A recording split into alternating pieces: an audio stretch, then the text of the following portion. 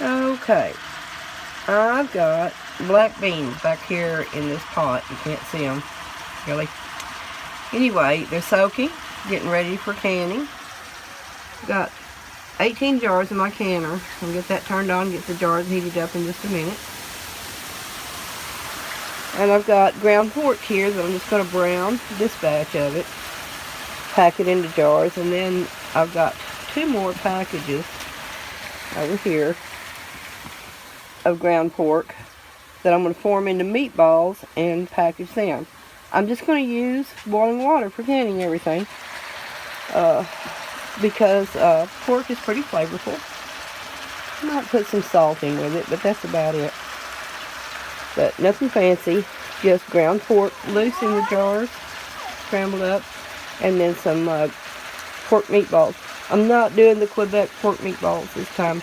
I did those a couple of years ago, and I like them very well, but my son just didn't like them at all. So I thought, well, I'll just make regular ones. Okay, I'll bring you back for the next step. Okay, changed my mind. It's still cooking, but I decided to get a large onion and chop it up into 1/2-inch pieces. Kind of a rough chop. Onions are safe to can by themselves. 1-inch or smaller pieces. They have to be pre-cooked, blanched before they're canned. And onions by themselves canned for 40 minutes, either pints or quarts.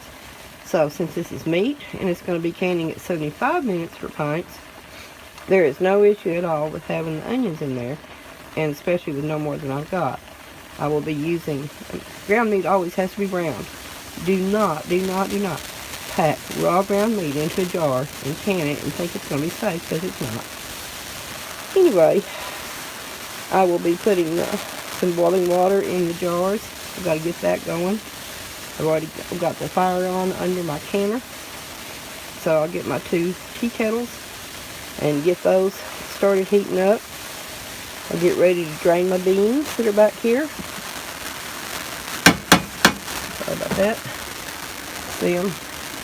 There, black beans. We love black beans. They're so creamy. Anyway, I'll get ready to drain them. And the reason I'm doing beans and these jars of meat together is because they can for the same amount of time. So, I really like my canner to be loaded down when I can. I'm going to can for 75 minutes. I want it to be 18 jars worth of 75-minute canning.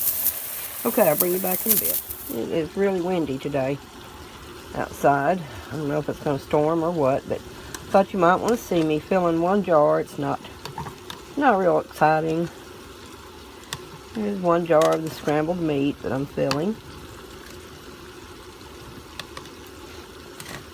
I don't pack it in there real tight. Just get it in there loosely. Pour some water in there. This is boiling water. Well, it was when I set it over here. Up to the 1-inch headspace line. A little bit more. Sorry about the light. It's getting dark, so I'm probably not going to do much more videoing in here. A little bit more water. After you get the air bubbles out, sometimes there's a little more space for water in there. Sorry about this sniffling. Man, I've got such a cold. Haven't had that flu yet. Have y'all had the flu?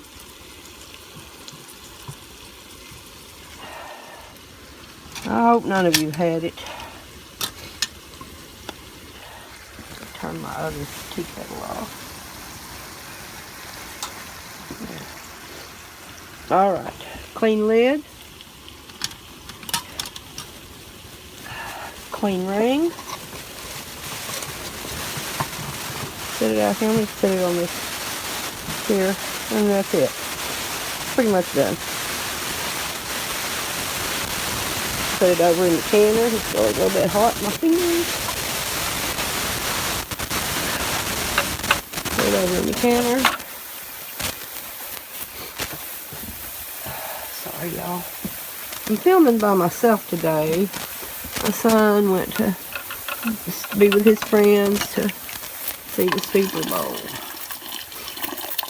Okay, he's not a huge football fan, neither am I. We don't have TV equipment here.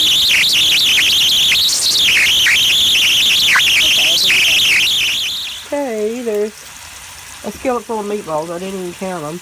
It's one of the packages are about 2.5 pounds. So anyway, I'll get these browned on all sides, drain them, and put another skillet of meatballs out here. I might throw some Italian seasoning and garlic powder and onion powder in the jars too, just for a little extra added flavor. And I'll bring you back. Okay, I'm going to show you just putting some meatballs in a jar. It's basically the same as beef meatballs. These are a little bit bigger than what I usually make. So there's about 7 per jar. Still works out okay. I'll get those shaking down in there good. And then I'll get one more in there.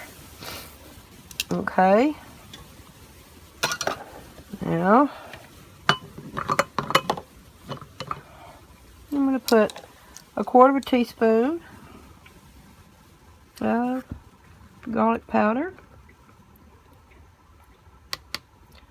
1/4 teaspoon of, if I can get in there, close enough, Italian seasoning, 1/4 teaspoon, it's hard to do with one hand, y'all, oregano, and a 1/4 teaspoon canning salt. It's non-iodized, it doesn't have anything to make it free-flowing. This pot is just about empty, but I've got another one that's already ready to go.